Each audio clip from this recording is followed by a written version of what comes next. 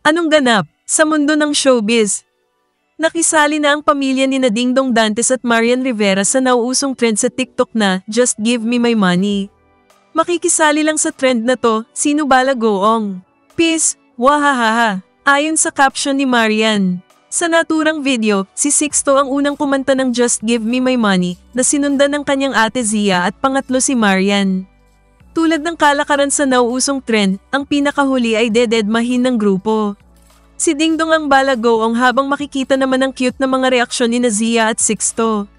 Maraming netizen ang nakyutan sa reaksyon ni Sixto. Go see. Just give me my money. Yeah!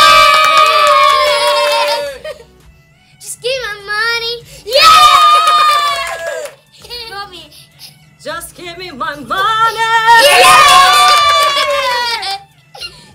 Just give me my money!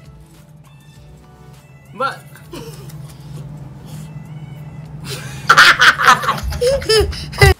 Ang TikTok video na ito ng pamilya Dantes ay humakot na ng 4.8 milyong views habang sinusulat ang balitang ito.